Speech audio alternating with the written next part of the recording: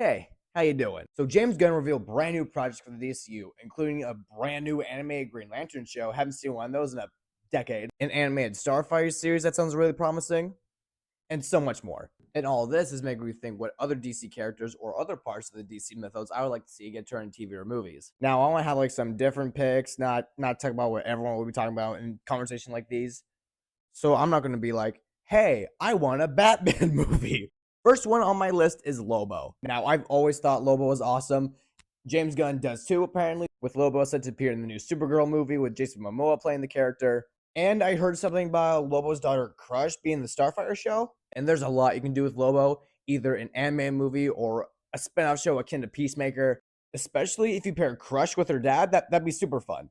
But I don't know if it would be like totally necessary for Lobo to have like his own solo project. I've always preferred Lobo as like in a side role, as like an obstacle for the good guys to come across. So I'd be more than happy if he had like small appearances within the DCU. Now, all this information we were given by these projects came from a 6-year plan that will eventually culminate into an endgame style movie, which I will personally like to see. I like to see Superman talk to the funny, slightly fucked up Weasel Man. Now, all this will be connected to the DCU, like my adventure with Green Lantern taking place within my adventure with Superman universe, which is Elseworlds. Now, my adventure with Superman is all fine and good. I know there's people that like that show. It's just not my thing. I just personally don't fuck with it as much as other people do. But a show like that with Easter influences for Green Lantern, that will catch my interest, especially with Jessica Cruz being the show and essentially having like a little coming of age story where she becomes a Green Lantern.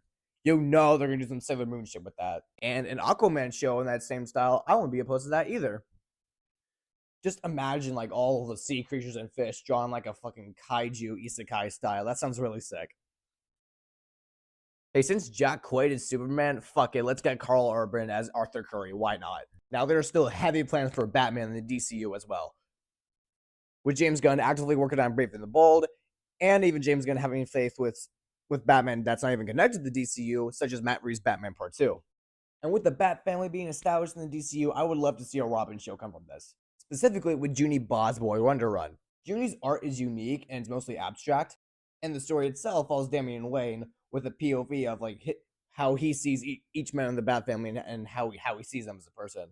And I think a direct adaptation of the Boy Wonder with the story and the animation style could be really unique and give Robin the respect he deserves. Now, I've talked a lot about animated shows, but one live action movie I would love to see is Superman's son John Kent, specifically with him as Superman, and taking inspiration from Tom Taylor's run where he is the Man of Steel. I have no idea when the DCU is going to introduce John Kent, so it's most likely going to be an Elseworlds thing. Like, I'm not going to wait for David Cornsweet to be fucking 50, so it makes sense for him to have a son, right? Now, about that Tom Taylor run itself, it's kind of divisive, narratively at least. I like the book well enough, but it's not perfect by any means. I love the idea of a Superman deal with social issues and going against a corporate agenda. I love radical shit in my superheroes. But this book is kind of like a little on the nose for me with Jonathan and his boyfriend basically just finding Jeff Bezos. So I don't think a one-to-one adaptation would be ideal. Especially where in the beginning of the book, John is said like to be a better Superman than Superman, and it's kind of like doing the most bare bones stuff, like the most basic like social issues to deal with without those things coming in naturally. But one thing that I really liked about this book is that you're the son of Superman, and you have these all these expectations set up for you with being a new Superman. And even without that Superman allegory, I feel like that's what most people my age and most of Gen Z would feel. I believe that's what everyone my age is going through today. Just being expected of something and feeling that pressure. Fuck my phone. Just being expected of something and feeling pressured if we don't reach that level of greatness. Which for this John Kent Superman movie, I would emphasize a lot here. Because yes, we can look up to Superman. We might not be like him, but we can at least look up to a figure like him. But I believe we can also have another Superman that we can actually feel like we can be, at least in our age at least. Because Clark Kent is the man tomorrow, and Jonathan Kent is the days after. If this just turned into a Jonathan Kent rant, I'm sorry, I might want to do a video on that, I don't know. But yeah, that's it for this video. I hope you enjoyed. What are some characters or other things you would like to see turned into a show or a movie? Leave it down in the comments, please.